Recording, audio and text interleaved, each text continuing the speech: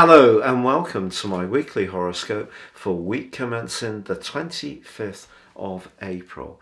This is for the Sun or the Ascendant. I'm going to give you the key details to look out for, but then go on to give you each of the 12 zodiac signs in detail. So please stay with me for them. Now, of course, this week sees a stunning black moon, a solar eclipse in the sign of Taurus on Saturday, the second new moon of this month. The first occurred on the 1st, but this one links in a sextile with Mars, the planet of drive, of instant gratification. And over the next 6 months, I think this gives us a lot of impulse to really grapple with these new financial realities that we've been given in recent times and try to find the best way through them. Now, Mercury, the planet of communication, goes into shadow in the sign of Taurus on Tuesday. So there may be quite a lot of rethinking that goes on.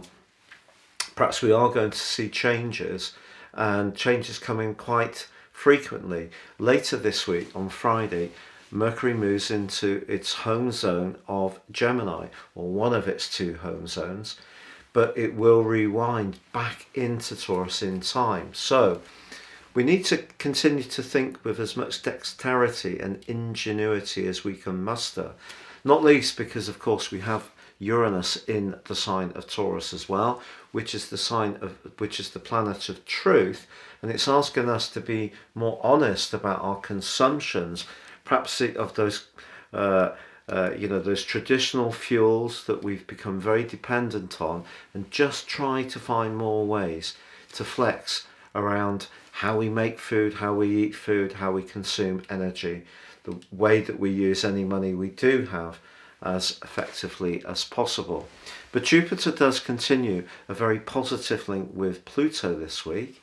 Again, if we can use our senses, our instincts, which comes very much from the sign of Pisces, it's going to be a good thing.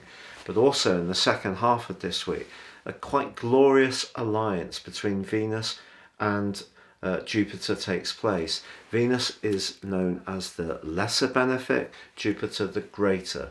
They come together in an exact alliance where Venus is exalted and Jupiter the traditional ruler of Pisces. This can be really lucky for some people. I think a case of some karma coming to pass, some deserved karma, particularly if you've been someone who's been very supportive or helpful to people in the past.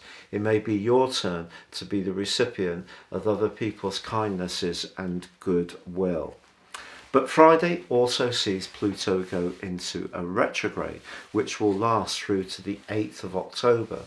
Pluto in Capricorn is very much about traditional power, but because Pluto is going to be moving for 2.5 months in 23 into Aquarius, and then into the sign of Aquarius for a longer period of time in 24, we're going to see some of those old power structures really being eroded. Perhaps some of the power that's being imposed in a negative way at the moment will make way. Let's all hope that might be the case.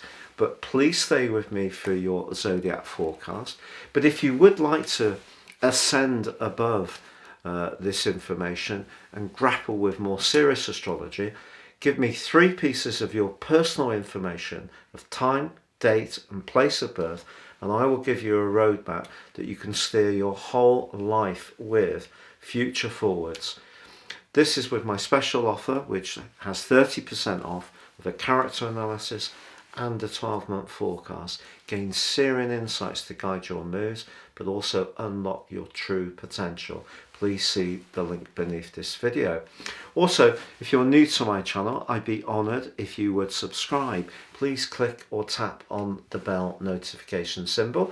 And if you'd like to get your free written daily horoscope fired to your device each morning, please see also the link below. Hello Sagittarius, and welcome to a weekly horoscope for week commencing the 25th of April.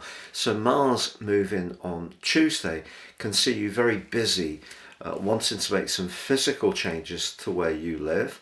It could be that you're going to redecorate, especially with Venus and Jupiter aligning so perfectly this week, or maybe you're going to move home altogether. But of course, the move of Mercury on Friday moves into your sector of direct communications, and there may be something that's needled you a little bit recently that actually can be clarified once this occurs. Someone may tell you something that provides the insight that you needed. However, the solar eclipse, which occurs at the end of this week, is of course pretty close to Uranus, the planet of change, the planet of truth, the planet of surprises, the planet of restlessness. And you're likely to be pretty restless over the next 6 months, but it could relate to exactly where you live, how you live there, and with whom. There also could be some changes around the family scene.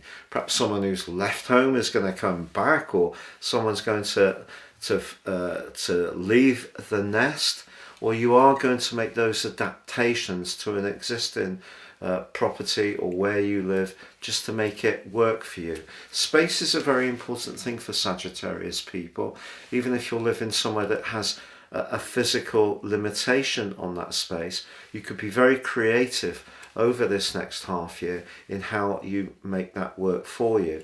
Also, you could offer a service working from home or in your locality, which is very helpful to others. Perhaps also part-time work or more flexible work can be something that can be of interest to you. Getting fitter, getting more active in general can also be something that inspires you in the next 6 months, and particularly from this week.